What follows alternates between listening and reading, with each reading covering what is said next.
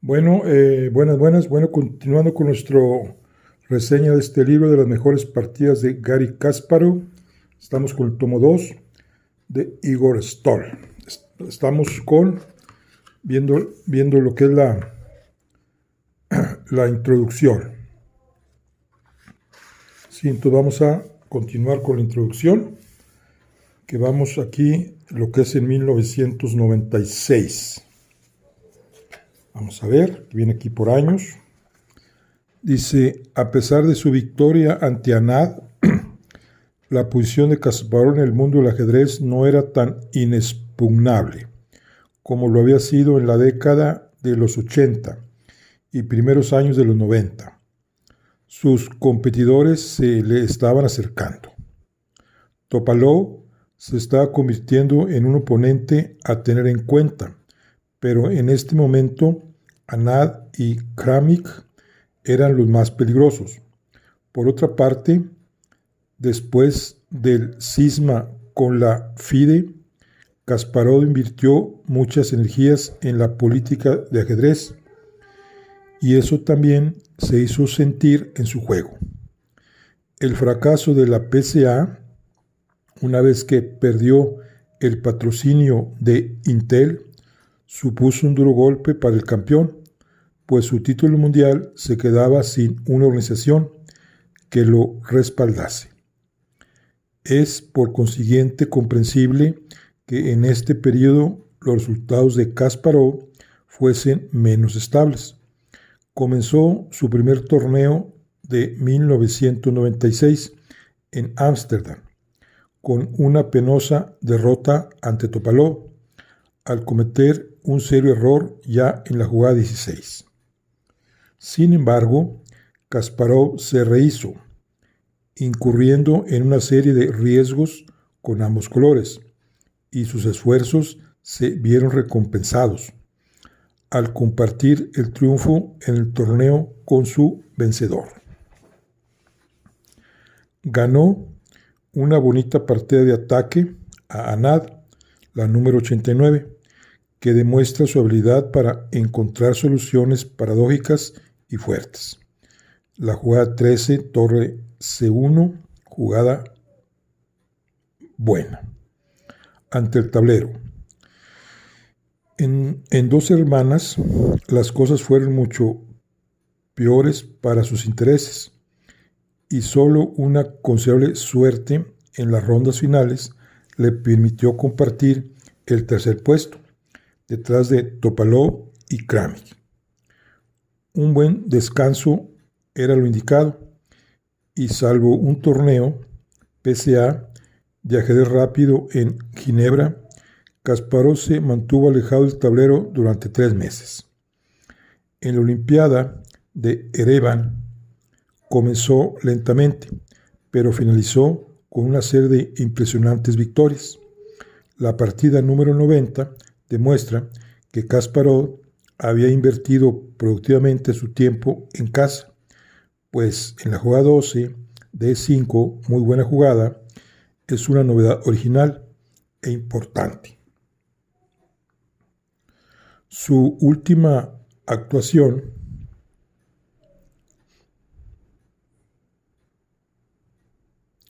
del año tuvo lugar en Las Palmas en diciembre, en el primer torneo de categoría 21 de la historia. Debutó con victoria ante Topalov, partida número 92, que retrospectivamente es característica de su actuación en el torneo, una sólida elección de apertura, seguida de una incansable explotación de la más ligera posibilidad en el final resultante. Las victorias ante adversarios de la élite mundial no son fáciles, y no es menos importante evitar perder. Solo Kasparov consiguió cumplir este objetivo, y en la última fase del torneo se anotó 2 partidas más con blancas, ante Ivanchuk y Karpov, ganando el torneo con un punto de ventaja sobre Anand. Año 1997.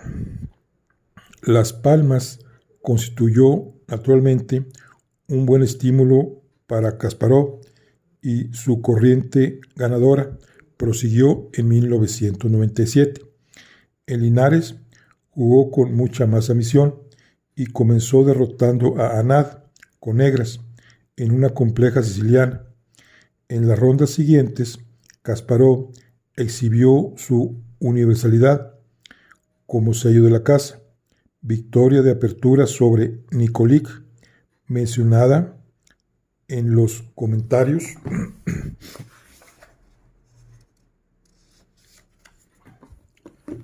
de la partida número 112.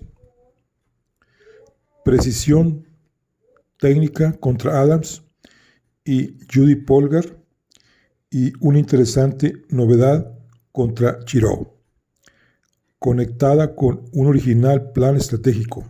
Partida número 93. Solo Kramnik podía mantener el ritmo de Kasparov, pero fue derrotado en la última ronda, la número 94. Kasparov exigió una vez más su capacidad para mantener la tensión en partidas decisivas, así como para efectuar la elección psicológica apropiada de apertura. En este caso, la inteligente decisión de plantear la variante Rubinstein 4E3, sin permitir que le afectase la derrota ante Deep Blue. Triunfó también en el torneo a doble vuelta de Novgorod. Una vez más, el principal componente de su éxito fue un buen equilibrio entre un ajedrez técnico, Kasparov-Varev, y un ajedrez de ataque, Kasparov-George, apoyado por nuevas ideas de apertura como 14, Dama C8, buena jugada, partida número 95, y 18, C3, muy buena jugada, contra Kramnik, mencionada en las notas a la partida número 108, aunque esta última idea no reportó el resultado apetecido. El torneo de Novgorod también fue significativo, por otra razón, que solo se pondría de manifiesto más tarde. Después de su partida con Kramnik, Kasparov dejó de jugar la India de Rey. Esta tendencia a preferir las estructuras más sencillas de la India de Dama y el Gambito Dama había aparecido en Las Palmas, y resultó evidente que el nuevo milenio, cuando Kasparov decidió abandonar igualmente la defensa Grunfeld, Sosonko expresó la interesante opinión de que ya no confiaba en estas ambiciosas aperturas. Es posible que eso fuera cierto. Incluso en el pasado, Kasparov mantenía que la forma más segura de responder a la sólida D4 es D5, y en años más recientes tomó la decisión pragmática de incorporar esa teoría a su práctica. Su amplia erudición siempre le permitió ser flexible en la elección de las aperturas y renunciar a la India de Rey, la apertura que con más frecuencia hemos visto en el primer tomo, sin que esto afectara a sus resultados.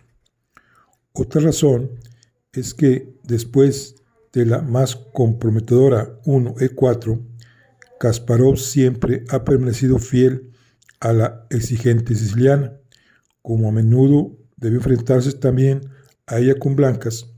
Esta apertura, extremadamente compleja y tan rica en el aspecto táctico, requirió una gran cantidad de esfuerzo analítico, sobre todo con el advenimiento de un software específico cada vez más fuerte.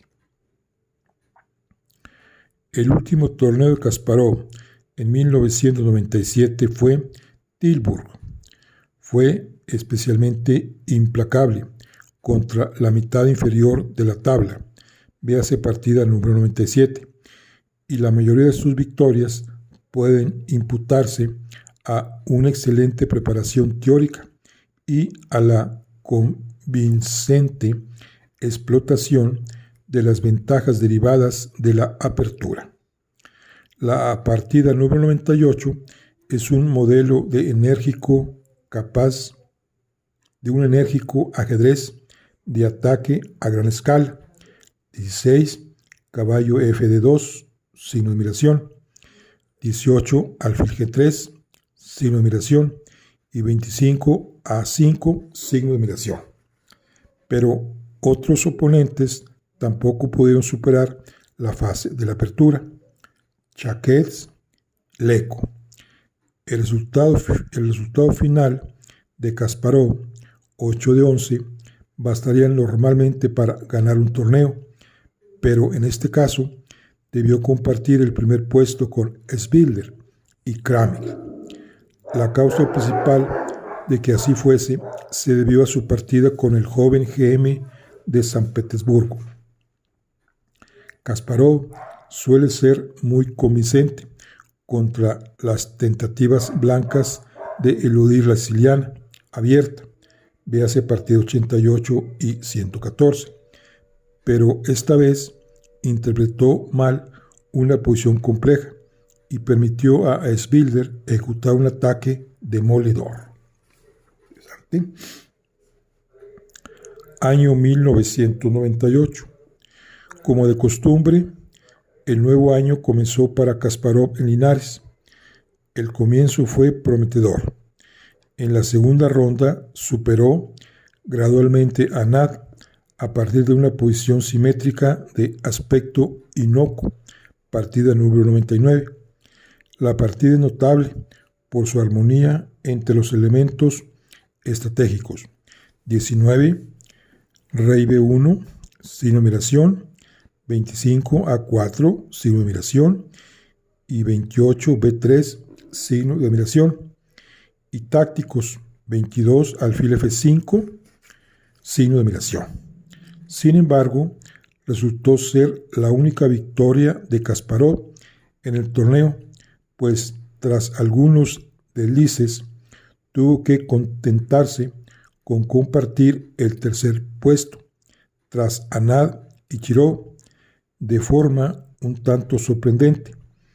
En 1998, Linares fue el único torneo de Kasparov con una velocidad de juego normal, aunque su agenda estaba llena de compromisos para disputar breves matches y exhibiciones de simultáneas.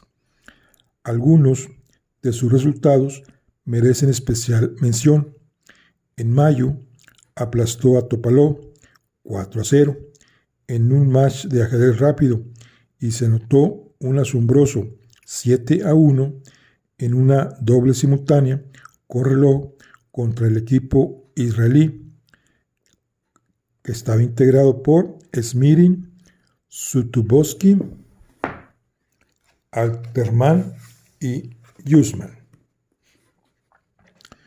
Teniendo en cuenta la fuerza de sus adversarios, este fue con mucho el mejor resultado de Kasparov en acontecimientos de este tipo.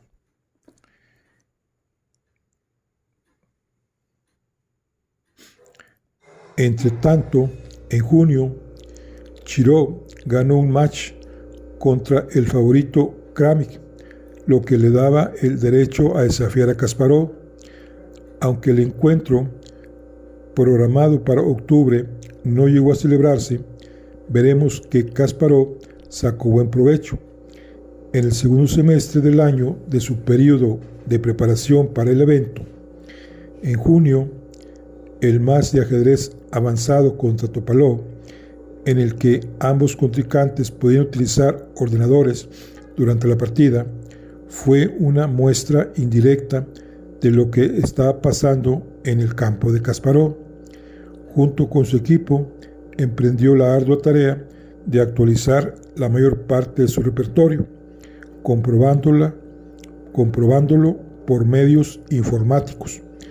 Naturalmente, se trata de un proceso continuo que persiguió hasta el momento de su retirada que prosiguió hasta el momento de su retirada y posiblemente incluso después.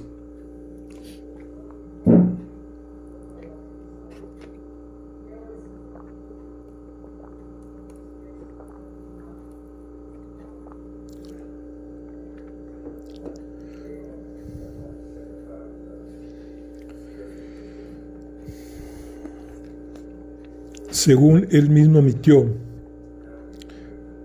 el volumen de su base de datos, análisis incluidos, ocupa hasta el momento 10.3 gigabytes. Para ver esta cifra en su adecuado contexto, debemos tener en cuenta que las bases de datos comerciales, con millones de partidas, millares de ellas comentadas en profundidad, ocupan poco más de 1 gigabyte. Kasparov fue el primero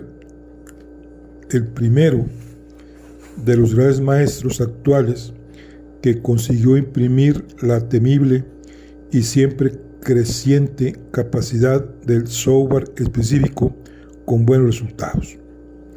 La investigación creativa siempre ha sido uno de sus puntos fuertes, que junto con una habilidad innata para establecer el justo equilibrio entre las recomendaciones del ordenador y su propia intuición, le ha permitido analizar con increíble precisión y profundidad. Junto con sus ayudantes, ha diseccionado algunas posiciones hasta el fin. Kasparov se ha habituado a prestar atención hasta a las sugerencias de apariencia más absurdas del ordenador, mientras que por otra parte siempre ha conservado una dosis de escepticismo humano ante las evaluaciones de la máquina. Esto a menudo le ha permitido ampliar su horizonte de cálculo con sorprendentes resultados. Un buen ejemplo lo tenemos en la partida Kramnik-Kasparov Linares 1999, que finalizó en tablas con jaque perpetuo en la jugada 34. No solo estaba toda la partida preparada de antemano, cosa no tan rara actualmente, sino que unas jugadas antes de la conclusión, la mayoría de los programas de juego dictaminaban ventaja de cifras blancas. También puede verse cómo los programas han ido evolucionando gradualmente, abrazando nuevos conceptos, sobre todo los sacrificios posicionales. El sacrificio de alfil de Depp Jr. en la quinta partida del match con Kasparov 2003 y 17 en Roque, buena jugada de la partida número 128, constituyen buenos ejemplos de esta tendencia. Hay una marcada diferencia en la forma en que incluso la mayoría de los grandes maestros utilizan los ordenadores, y Kasparov y su sofisticado equipo profesional que extraen de ellos el máximo efecto. Esto es aplicable no solo a la preparación de aperturas, sino a todas las fases de la partida. Un buen ejemplo puede verse en la emocionante confrontación Kasparov-Mundo, partida número 107. El match de Kasparov contra Timan en Praga, que aquel ganó por 4-2, se disputó en septiembre de 1998, cuando estaba claro que las esperanzas de que llegase a celebrarse un match Kasparov-Chirov se habían esfumado. Año 1999. Puede parecer extraño hablar de retorno tras un breve periodo de ausencia de los torneos, pero en 1999 el mundo del ajedrez vio a un enérgico y rejuvenecido Kasparov. En una reciente entrevista dijo que entonces se encontraba también en su mejor forma física.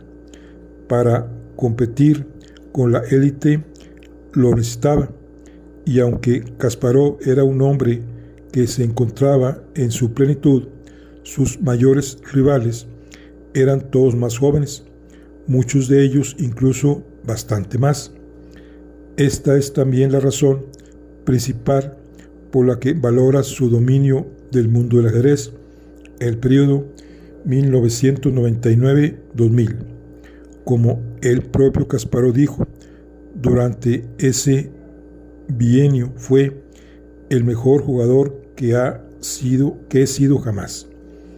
Aún después de su derrota ante Kramnik en noviembre del 2000, logró proseguir su corriente ganadora hasta Linares 2002.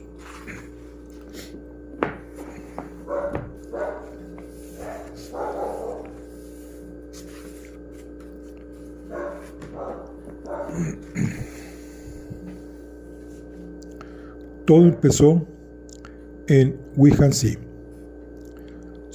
un evento tradicional que en enero de 1999 Kasparov jugó por primera vez.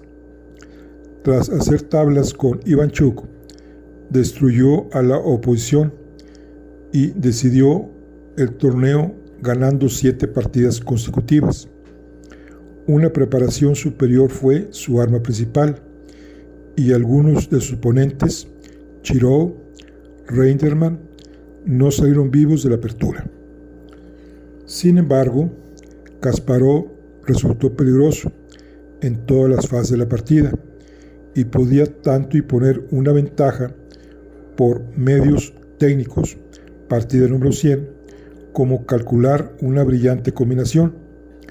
La que realizó ante Topalov, partida número 101, probablemente sea la mejor de toda su carrera, y con el paso del tiempo llegó a valorarla incluso más que su favorita durante el torneo, la interesante nueva idea contra Svilder de la partida número 102. 11 alfil de 3, jugada interesante. Las partidas contra Svilder y Chirov también son interesantes desde el punto de vista psicológico. Kasparov tenía normalmente un sentido muy refinado para medir el riesgo que podía permitirse en un momento dado, combinado con un enfoque muy flexible de su repertorio. Nunca repitió la idea anterior, y lo mismo puede decirse del arriesgado concepto planteado en la última de esas partidas, prácticamente refutado desde entonces. El comentario del jugador 11 en la partida número 93 cuenta toda la historia al respecto.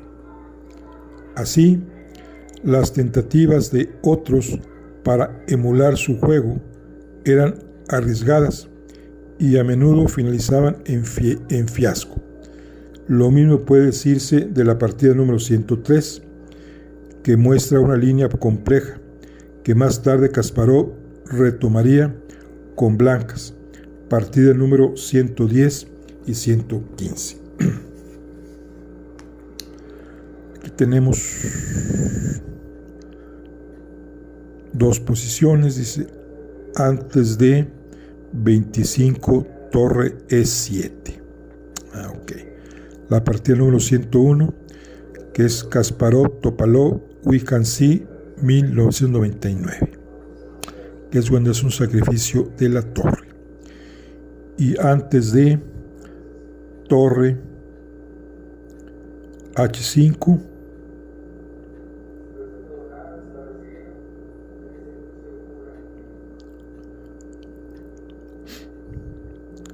partida número 102 de Kasparov, Svilder, Wihansi, 1999. Muy bien. Dice, en el torneo de Linares, más fuerte que el que acabamos de comentar, Kasparov resultó aún más demoledor. Su puntuación final, 10.5 de 14, con 2.5 de ventaja sobre Kramnik y Anad, junto con una serie de 5 victorias con negras en la siciliana, véase partidas 103 y 105, son hechos que hablan por sí solos. Una minuciosa preparación situó a sus oponentes bajo una fuerte presión competitiva, no solo ante el tablero, sino también en el plano psicológico. Durante la partida número 105, el conmocionado Anad debe haber sido consciente de que hasta la jugada 26, un Kasparov muy seguro estaba repitiendo sus deberes caseros, cuando más adelante las blancas tuvieron la oportunidad de salvar la partida. El estrés era demasiado grande. En Sarajevo, el punto de inflexión fue el emocionante choque entre Kasparov y Chort en la tercera ronda, partida número 106. Las blancas asumieron la iniciativa con sacrificios emprendedores: 15 C4, buena jugada, y 18 alfil por H6, buena jugada, pero las negras conservaron la sangre fría y el resultado normal debía haber sido tablas. Kasparov, sin embargo, se jugó el todo por todo, incurriendo en los máximos riesgos: 26 H5, jugada dudosa, y 30 H por G3, mala jugada. Soportar una tal presión y defenderse con exactitud cuesta mucho tiempo y energía. Al final,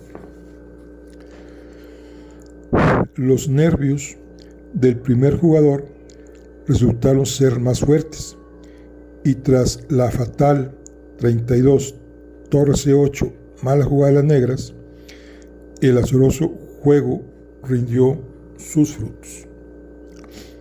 Kasparov no volvió a tentar a la suerte en el torneo. Sus 4 victorias restantes fueron conseguidas con precisa técnica, y eso le permitió elevar su elo a 2.851, que sigue siendo un récord hoy en día. Al ganar el prestigioso cuadrangular de ajedrez rápido en Frankfurt por delante de Anad y Kramnik, reforzó su posición dominante en el tablero internacional. El único nubarrón en el horizonte de Kasparov fue la cancelación de su match por el campeonato mundial con Anad, planteado para el segundo semestre del año. Año 2000. A pesar de otra pausa, en Wihansee 2000, Kasparov de nuevo demostró encontrarse en gran forma. Jugó un ajedrez emprendedor y apareció dispuesto a presentar dura batalla, incluso con negras, combinando la siciliana con la Grunfeld. Con esta última apertura se anotó 3.5 de 5, gracias a nuevas ideas en líneas teóricas, contra Kornoch, partida número 109, y Nikolic, cuando se encontró él mismo con alguna sorpresa, como sucedió en su encuentro con Morozevich en la eslava, no eludió la confrontación y optó por la continuación más fundada. Llegado el caso, también se mostró feliz de demostrar que no había perdido su habilidad para el ataque. Buen ejemplo de ello es la partida número 110 y también la que jugó con Judith Polgar. Esta partida se celebró en la última ronda, cuando Kasparov contaba ya con un punto de ventaja, pero en lugar de jugar en busca de la seguridad, optó por un complejo sacrificio de peón. En Linares, sus adversarios lo trataron naturalmente con gran respeto y no le permitieron repetir su resultado de 1999. Los puntos enteros no llegaban fácilmente y tanto Krámnik como Leko exhibieron una excelente preparación para resistir al campeón. Con negras, Kasparov, sin embargo, volvió a demoler con ese color a Anad en la siciliana y lideró la carrera con Krámnik. Su emocionante encuentro de la octava ronda, partida número 111, finalizó en tablas y ambos compartieron la victoria en el torneo.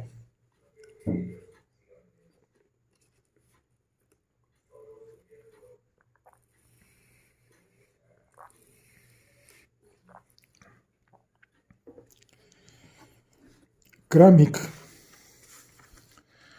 iba a ser el siguiente rival de Kasparov en un match por el campeonato del mundo, y esta vez los planes de los organizadores llegaron a materializarse.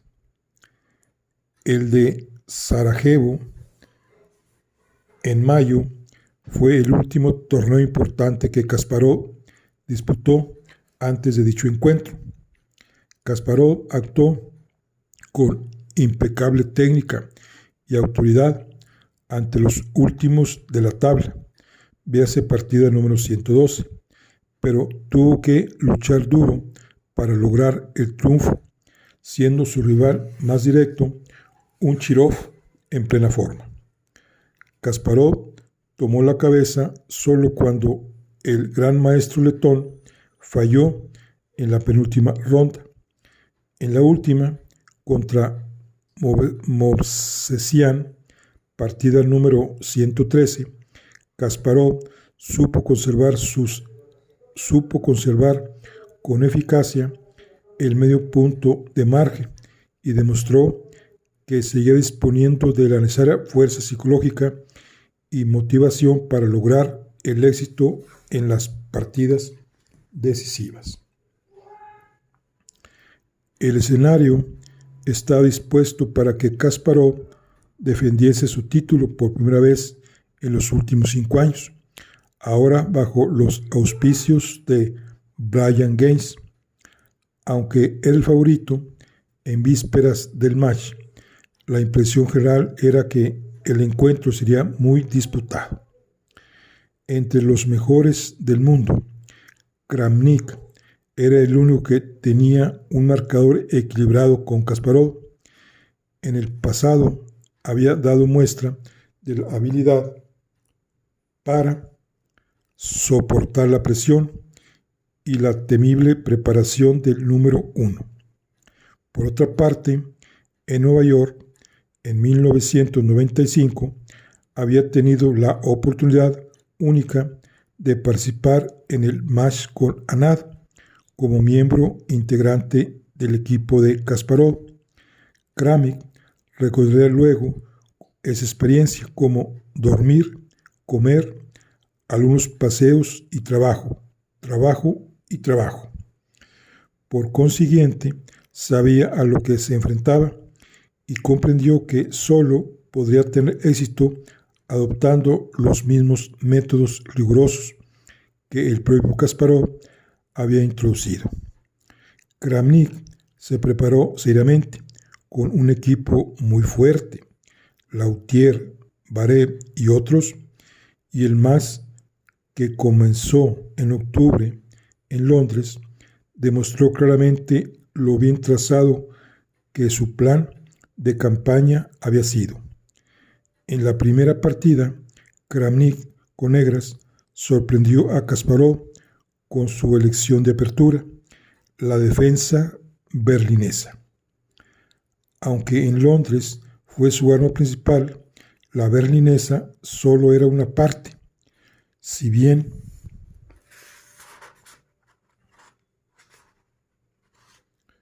importante, de la estrategia general de Kramnik. Desde sus años de formación, poseía una excelente técnica en el juego de maniobras, y su plan era anular el innato dinamismo de Kasparov con la búsqueda de posiciones simplificadas. Aunque la reputación teórica de la defensa berlinesa no era muy buena antes del match, esta flexible línea sirvió admirablemente bien a los propósitos del aspirante. Se planteó en 4 ocasiones y Kasparov solo consiguió ventaja tangible una vez en la tercera partida. Con blancas, Kramnik se atuvo a su estrategia. En la segunda partida, contrarrestó la agresiva variante de la Grünfeld, partida número 100, con una novedad. La mejor reacción de las negras les habría dejado con un final ligeramente inferior, aunque defendible. Kasparov trató de complicar las cosas, pero al final a que se vio abocado era claramente peor, y Kramnik impuso con eficacia su ventaja.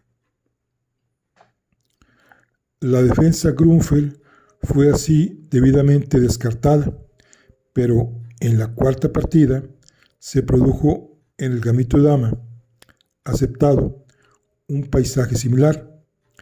Kramnik optó por un cambio de damas en la séptima jugada. Más tarde introdujo una leve mejora en relación con una antigua partida y en una línea que se consideraba tablífera, presionó a su rival. Kasparov pudo salvarse a duras penas y, al no ser capaz de lograr nada positivo con blancas, se encontró en serias dificultades. Sus mejores momentos del match se produjeron con las piezas negras. En la octava partida se decantó por la defensa nimzo-india, planteando una fuerte novedad en la variante 4, dama C2. Véase comentarios de la partida número 125. Pero Kramnik consiguió salvar un difícil final. El aspirante volvió a tener problemas en la 14 partida, pero para entonces contaba ya con 2 puntos de ventaja, debido a un importante error táctico de Kasparov en la 10ª partida, y podía permitirse jugar divisando el triunfo en el match. El resultado final fue de 8.5 a 6.5 y Kramnik se convirtió en el primer ser humano que había derrotado en match a Kasparov, y además sin perder una sola partida. Aunque la decepcionante actuación de Kasparov, incluidas sendas ofertas de tablas con blancas en las 7 y la 13 partidas, sugiere que estaba luchando con problemas personales. Lo cierto es que él mismo siempre lo ha negado y en ningún momento trató de restar méritos al logro de Vladimir Kramnik.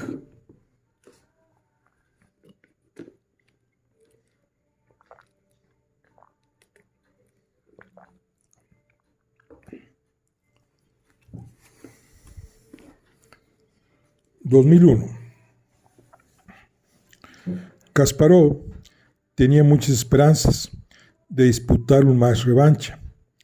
En lugar de dejarse abatir por el encuentro de Londres, volvió a exhibir su excelente ajedrez.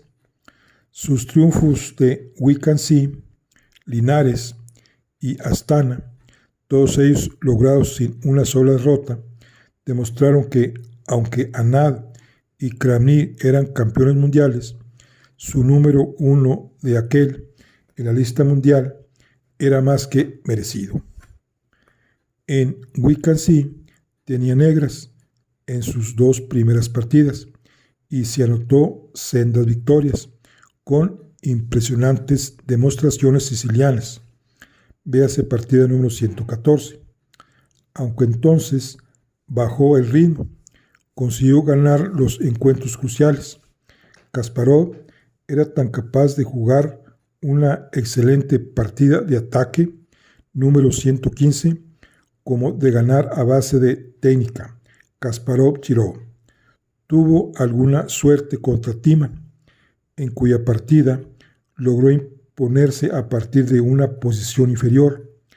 Aquel año, Kramnik y Anand no participaron en Linares, pero el resultado de Kasparov, 7.5 de 10, con 3 puntos de ventaja sobre los otros 5 participantes, no dejó de ser excepcional. Jugó de forma agresiva con ambos colores. Véanse partidas 116 y 117 y convirtió el torneo en exclusivamente suyo. Astana fue el torneo más importante del año, pero no por eso evitó Kasparov el juego complejo, ni siquiera contra una oposición más joven y tácticamente alerta. Véase partida número 119. El momento más dulce para él llegó sin duda en la última ronda, cuando consiguió romper los muros de la defensa berlinesa, arrancándole a Kramnik la victoria en el torneo. Partida número 120. Sin embargo, el nuevo match KK por el título mundial nunca llegaría a celebrarse, y el match a 20 partidas de Moscú en diciembre apenas fue un triste consuelo para Kasparov, ya que solo 4 se disputaron con la cadencia de juego clásica. Después de 3 insípidas tablas y unas luchadas, una serie de 6 partidas rápidas tampoco produjo ganador, y Kasparov solo logró demostrar su superioridad en Blitz, 6.5 a 3.5. Aquí tenemos 2 posiciones antes de H6, partida número 117, Kasparov-Karpov, Linares 2001, y aquí antes de E6, partida número 120, Kasparov-Kramnik, Astana 2001. Bueno. Vamos aquí ahora al año 2002. En el año 2002, Kasparov volvió a imponerse en Linares, otra vez un torneo de categoría 20, con la participación de Anand. Lo mismo que en Linares 2000, los puntos no llegaban fácilmente, y Kasparov debió confiar sobre todo en su técnica, pero también logró incrementar la presión en el momento oportuno. Un notable ejemplo de la partida decisiva con Ponomariov, número 122. Kasparov, sin embargo, carecía de un claro objetivo y trató de lograrlo firmando el Acuerdo de Praga en mayo del 2002. El documento describía un proceso de unificación para los 2 ciclos separados del campeonato mundial. Sin embargo, parecía que la FIDE se contentaba con que, por primera vez desde 1993, Kasparov hubiese aceptado con la organización tenía un papel en el campeonato del mundo, y nunca logró promover un match entre Kasparov y Ponomariov, y más tarde Kasimidasonov, como estipulaba el Acuerdo de Praga. Kasparov se preparó seriamente para un match con Ponomariov y se sintió lógicamente frustrado al comprobar que no llegaría a realizarse. Durante el resto del año jugó sobre todo en torneos de ajedrez rápido con diversos resultados. La única notable excepción fue la Olimpiada de Bled. Tras 6 años de ausencia, volvió a liderar el equipo ruso, que conquistó la medalla de oro, a la que contribuyó significativamente con su actuación personal, 7.5 de 9, dominando a una fuerte oposición, sobre todo gracias a su exhibición de técnica. La partida número 123 es característica y demuestra su virtuosismo para hacerse con la iniciativa aún a partir de recursos mínimos. Y llegamos al año 2003. Debido en gran parte a las circunstancias antes mencionadas, en el 2003 Kasparov solo tomó parte en un torneo cerrado. Su actuación de Linares se vio ensombrecida por un penoso error ante Radjabov, y aunque al final logró un resultado positivo, al margen de la partida mencionada, no pudo alegar oportunidades perdidas. La enérgica exhibición de la partida número 124 ante Ponomarev, 13 E4 buena jugada y 16 F4 buena jugada, en una India de dama aparentemente inocua, indica que había estudiado en profundidad el juego del gran maestro ucraniano y modelado en consecuencia su elección de aperturas. Y hemos dicho que este año se enfrentó a 2 programas de juego, y tales matches también requieren preparación. La otra única oportunidad de disputar un ajedrez serio llegó en septiembre, en la Copa de Europa de Clubs. Kasparov comenzó a base de artillería pesada, anotándose 4 enérgicas victorias consecutivas, incluida una gran batalla con Grischuk, partida número 125, en la que solo en el final rompió la tenaz resistencia de su rival en una combinación digna de un estudio artístico. Sin embargo, también dio muestras de falta de práctica, ejemplificadas por el error no forzado de su partida con Husman. 2004. Esta falta de práctica volvió a ponerse de relieve en Linares 2004, donde Kasparov, aunque invicto, solo pudo ganar una partida, la número 126. Debe haber lamentado sus oportunidades fallidas ante Radjabov, un final relativamente sencillo, y Topalov, un ataque combinativo, pues el vencedor, Kramnik, solo lo superó al final por medio punto. En sus actuaciones subsiguientes, en el match Armenia Mundo y sobre todo la Copa de Europa de Clubs, tampoco estuvo muy inspirado y le costaron un buen puñado de puntos Elo. A pesar de estos reveses, Kasparov encontró la fuerza necesaria para otro retorno triunfal, el Campeonato de Rusia, en noviembre de 2004. Era un fuerte evento, aún tras las retiradas de última hora de Kramnik y Karpov. Al principio, Kasparov tuvo que luchar duro.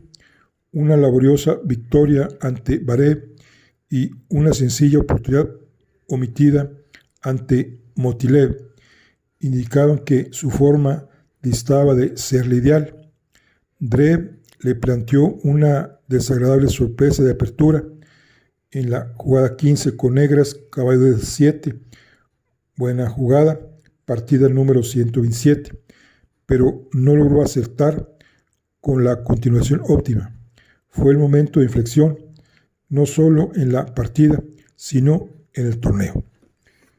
Con juego cuidadoso, gradualmente convirtió su ventaja y siguió ganando en las rondas posteriores. Sus mejores partidas fueron la limpia victoria técnica ante Spindler y el Tour de Force posicional ante Timofeev. En definitiva, a falta de una ronda ya había ganado el campeonato. Y luego tenemos el 2005, llegamos a Linares 2005, aunque Kasparov dejó escapar varias ocasiones de ganar a Kasimichanov en la segunda ronda, pronto recuperó el ritmo y tomó la cabeza tras derrotar a Adams en la quinta ronda. Sin embargo, sus momentos estelares llegarían en la segunda parte del torneo, en la que se anotó 3 victorias consecutivas. Las luchas al filo de la navaja contra Kasimichanov, partida número 128, y Adams, número 129, fueron pura cosecha Kasparov. En ambas planteó sendas novedades con negras, modificando la evaluación de las líneas críticas. Sin embargo, no se trató en ambos casos de una simple jugada nueva, sino de un concepto absolutamente nuevo, que a las blancas le resultó muy difícil de combatir ante el tablero. En la última ronda, la mente de Kasparov estaba en otra parte y jugó mal un final de peones contra Topalov, permitiendo que el gran maestro búlgaro le alcanzara. Su falta de concentración es fácil de entender a la luz del comunicado que pronunciaría inmediatamente después. Tras liderar el mundo del ajedrez durante más de 20 años y haber logrado todos los éxitos inimaginables, Garry Kasparov decidió retirarse del ajedrez profesional. Al margen de la situación del mundo del ajedrez, bosquejeada en los párrafos anteriores, y su consiguiente falta de motivación, citó otras razones para su sorprendente decisión. Después de Linares, Kasparov se implicó muy seriamente en la vida política de Rusia. Sin embargo, no ha perdido el contacto con el ajedrez. Continúa escribiendo su obra magna, Mis geniales predecesores, además de artículos regulares en la revista Neum Chess, lo que indica que sigue muy de cerca las hazañas de los grandes maestros consagrados y de los niños prodigio, y quién sabe, tal vez contemple la posibilidad de regresar algún día al tablero. Bueno, aquí llegamos al año 2005 y ya, aquí empiezan ya las partidas. Partieron unos 75, vamos, son 75 partidas. Y la última partida que viene acá, 129, o sea que son 25 más casi 30, son 54, 55 partidas. Bueno, pues aquí concluimos, aquí están 355 páginas. Aquí al final, pues viene, por ejemplo, más para ver al final, viene aquí el palmarés de Garry Kasparov desde el año de 1975, todo lo que jugó, 75 al 84, 92, el 75, 93, 98, al 2005. ¿Ok? Bien, índice de oponentes de este libro, índice de aperturas. ¿Ok? Bueno, y aquí concluimos con nuestra reseña de este gran libro de las mejores partidas de Garry Kasparov, tomo 2. Muy interesante para verlas una por una. Nomás. Vladimir Kramnik, Garry Kasparov, trae muchos comentarios, muchos diagramas. Bien nomás, muy interesante. Es de mucho estudio. Bueno, aquí concluimos y lo recomendamos ampliamente. Bueno, hasta luego.